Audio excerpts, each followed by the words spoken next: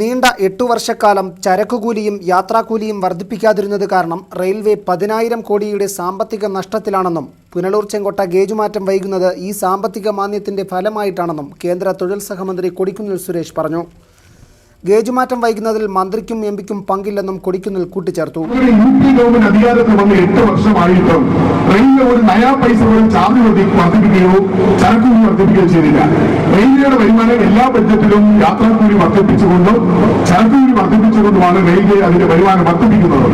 എന്നാൽ കഴിഞ്ഞ 8 വർഷമായി ഗവൺമെന്റ് അധികാരത്തിൽ വരുന്ന 8 വർഷം റെയിൽവേയുടെ യാത്രാക്കൂലിയോ ചരക്കുകൂലിയോ കൂട്ടാത്തത് കൊണ്ട് റെയിൽവേയുടെ വരുമാനം നന്നായി കുറഞ്ഞു. അതായത് 10,000 കോടി രൂപയുടെ നഷ്ടത്തിലാണ് ഇപ്പോൾ റെയിൽവേ പോയിക്കൊണ്ടിരിക്കുന്നത്. ഈ 10,000 കോടി രൂപ നമ്മുടെ ബഡ്ജറ്റ് എല്ലാ വർഷമുള്ള ആനുവൽ ബഡ്ജറ്റ് എക്സ്ചെക്കറിൽ നിന്ന് നമുക്ക് ലഭിക്കേണ്ടതായിട്ടുണ്ട്. റെയിൽവേ ആവശ്യപ്പെടുമ്പോൾ ഇന്ത്യയിലെ മൊത്തത്തിന്റെ സാമ്പത്തിക സ്ഥിതി കണക്കിലെടുത്തുകൊണ്ട് 10,000 കോടി രൂപ റെയിൽവേക്ക് സപ്പോർട്ടിംഗ് ബഡ്ജറ്റ് സപ്പോർട്ടായിട്ട് കൊടുക്കാൻ കഴിയാത്തത് കൊണ്ടാണ് ഈ 10,000 കോടി രൂപയുടെ ഡെഫിസിറ്റ് വന്നിരിക്കുന്നത്. ഈ 10,000 കോടി രൂപയുടെ ഡെഫിസിറ്റ് വന്നതുകൊണ്ട് അല്ലെങ്കിൽ ബാധ്യത വന്നതുകൊണ്ട് റെയിൽവേ ഇന്ത്യയിൽ ആകമാനം മൊത്തത്തിൽ നടത്തുന്ന ഗേറ്റ് കൺവേർഷൻ വർക്കുകൾ, ഡബിളിംഗ് വർക്കുകൾ, ഇലക്ട്രിഫിക്കേഷൻ ഉൾപ്പെടെയുള്ള എല്ലാ വർക്കുകളുടെയും പുരോഗതിക്ക് മാന്ദ്യം സംഭവിച്ചിട്ടുണ്ട്. പല വർക്കുകൾക്കും അനുവദിക്കപ്പെടാത്തവ വെട്ടിക്കുറയ്ക്കേണ്ടി വന്നു എന്നതാണ് വസ്തുത.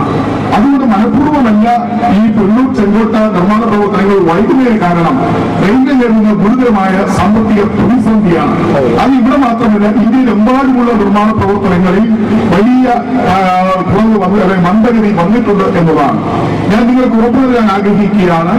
പാർലമെന്റിന്റെ മഴക്കാല സമ്മേളനം ഈ മാസം 5-ാം തീയതി ആരംഭിക്കാൻ, ആഗസ്റ്റ് മാസം 5-ാം തീയതി ഞങ്ങൾ ഡൽഹിയിൽ പുതുതായി അധികാരമേറ്റ റെയിൽവേ മന്ത്രി ശ്രീ മല്ലികാർജുന ഖാർഗെയുമായി സംസാരിച്ച് റെയിൽവേ ബോർഡിലെ ഉയർന്ന ഉദ്യോഗസ്ഥന്മാർ, റെയിൽവേ ബോർഡ് ചെയർമാൻ ഉൾപ്പെടെ ഉയർന്ന ഉദ്യോഗസ്ഥന്മാരുമായി സംസാരിച്ച് ഈ മീറ്റർ ഗേജ് ലൈൻ, അതായത് പുനലൂർ മുതൽ ചെങ്കോട്ട വരെയുള്ള മീറ്റർ ഗേജ് ലൈൻ നിർമ്മാണം പൂർത്തീകരിക്കേണ്ടതിന്റെ പ്രാധാന്യം ബഹുമാനപ്പെട്ട പുതിയ റെയിൽവേ മന്ത്രിയെ ബോധ്യപ്പെടുത്തി നമ്മുടെ ഈ നിർമ്മാണ പ്രവർത്തനങ്ങൾ 2014-15 വർഷത്തിൽ തന്നെ പൂർത്തിയാക്കുന്നതിന് ആവശ്യമായ പണം അനുവദിക്കാൻ വേണ്ടി ഞങ്ങൾ പ്രത്യേകമായ യോഗം ചേരും എന്ന് ഞാൻ നിങ്ങളെ അറിയിക്കാൻ ആഗ്രഹിക്കുകയാണ്.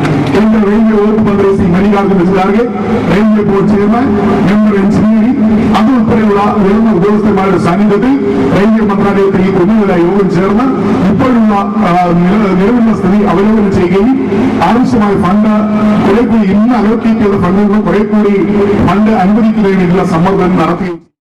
പുനലൂരിലേക്ക് നീട്ടിയ മധുര പാസഞ്ചറിന്റെ ഉദ്ഘാടനം കൊല്ലത്ത് നിർവഹിച്ച ശേഷം അതേ തീവണ്ടിയിൽ യാത്രക്കാരനായി എത്തിയ മന്ത്രിക്ക് പുനലൂരിൽ നൽകിയ സ്വീകരണത്തിലാണ് അദ്ദേഹം ഇങ്ങനെ പറഞ്ഞത്. പുനലൂർ മുതൽ ഇടമൺ വരെയുള്ള റീച്ചിലെ ഗേജ് മാറ്റം 2014 തന്നെ പൂർത്തിയാക്കുന്നതിന് കേന്ദ്രത്തിൽ സമ്മർദ്ദം ചെലുത്തും. പുനലൂർ ചെങ്കോട്ട ഗേജ് മാറ്റം പൂർത്തിയാക്കാൻ റെയിൽവേ മന്ത്രിയും ഉന്നത ഉദ്യോഗസ്ഥരുമായി അടുത്ത പാർലമെന്റ് സമ്മേളന സമയത്ത് യോഗം ചേർന്ന് ആവശ്യമായ ഫണ്ട് അനുവദിച്ചു നൽകാനും സമ്മർദ്ദം ചെലുത്തും. ഏറെ വ്യാപാര പ്രാധാന്യമുള്ള പാതയുടെ ആവശ്യകത ഉന്നത വൃത്തങ്ങൾക്ക് വ്യക്തമാക്കി നൽകാൻ ശ്രമം നടത്തും. കൂടുതൽ ദീർഘദൂര സർവീസുകൾ ആവശ്യപ്പെടണമെങ്കിൽ ഗേജ് മാറ്റം പൂർത്തിയാക്കേണ്ടതുണ്ട്. ഓണത്തിന് മുൻപ് പുനലൂരിൽ നിന്നും ഗുരുവായൂരിലേക്കുള്ള തീവണ്ടി സർവീസുകൾ ആരംഭിക്കുമെന്ന് റെയിൽവേ ഉറപ്പ് നൽകിയിട്ടുണ്ട്. പുനലൂരിൽ കോച്ച് ടെർമിനലോ കൂടുതൽ അടിസ്ഥാന സൗകര്യങ്ങളോ ഇല്ലാത്തതിനാൽ ഗുരുവായൂർ തീവണ്ടി അനുവദിക്കാൻ റെയിൽവേ കൂട്ടാക്കിയിരുന്നില്ല. എന്നാൽ തങ്ങളുടെ ഉറച്ച ആവശ്യം പരിഗണിച്ച് ഗുരുവായൂർ സർവീസ് നൽകാമെന്ന് റെയിൽവേ ഉറപ്പ് നൽകിയിട്ടുണ്ടെന്നും കൊടിക്കുന്നിൽ സുരേഷ് പറഞ്ഞു. കൊല്ലം മുതൽ പുനലൂർ വരെയുള്ള ഭാഗത്തെ ഇലക്ട്രിഫിക്കേഷന് അടുത്ത ബജറ്റിൽ തുക വകയിരുത്തുമെന്നും ഗേജ് മാറ്റം പൂർത്തിയാകുന്നതോടെ മെമു സർവീസുകൾ പോലെ കൂടുതൽ ഡെമു സർവീസുകൾ നടത്തി പുനലൂരിലെ യാത്രാക്ലേശവും സമയനഷ്ടവും പരിഹരിക്കാൻ കഴിയുമെന്നും അദ്ദേഹം പറഞ്ഞു. കൊല്ലം റെയിൽവേ സ്റ്റേഷനിൽ അനാവശ്യ തീവണ്ടികൾ ധാരാളമുണ്ട്. ഇത് പുനലൂർ വരെ നീട്ടാൻ പുനലൂരിൽ കൂടുതൽ അടിസ്ഥാന സൗകര്യം ഒരുക്കേണ്ടതുണ്ടെന്നും കൊടിക്കുന്നിൽ പറഞ്ഞു. പുനലൂരിന്റെ ഗതകാല പ്രതാപം തിരിച്ചുകൊണ്ടുവരാൻ ശ്രമം നടത്തുമെന്നും വികസന കാര്യത്തിൽ തങ്ങൾക്ക് രാഷ്ട്രീയ പാപ്പരത്തമില്ലെന്നും പീതാംബരക്കുറുപ്പ് എം പി പറഞ്ഞു. പുനലൂരിന്റെ ഗതകാല പ്രതാപം നമുക്ക് കൂട്ടായി പ്രയത്നിച്ച് മടക്കി വിളിക്കണം. വികസന കാര്യത്തിൽ 1% പോലും നമുക്ക് രാഷ്ട്രീയ മത്സരത്വം പാടില്ല. അതൊന്നും ഞങ്ങൾക്കില്ല, ആർക്കെങ്കിലും ഉണ്ടെന്ന് ആരോപിക്കുന്നുമില്ല. നമുക്ക് ഒരുമിച്ച് നീങ്ങണം. പുനലൂർ ഉൾപ്പെടെയുള്ള കേസ് സ്റ്റേഷന്റെ ഡെവലപ്മെന്റ് നമുക്ക് ശ്രമിക്കാം.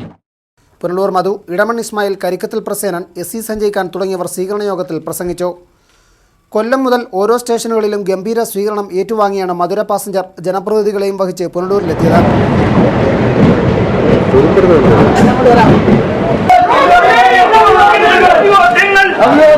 അഭിവാദ്യങ്ങൾ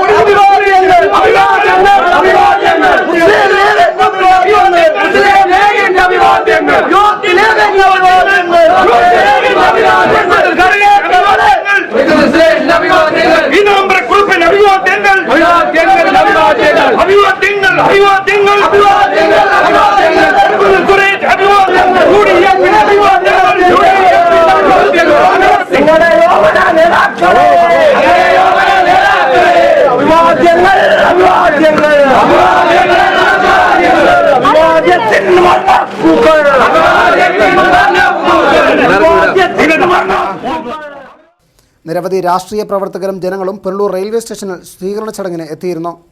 Fox TV news bureau, Punalur.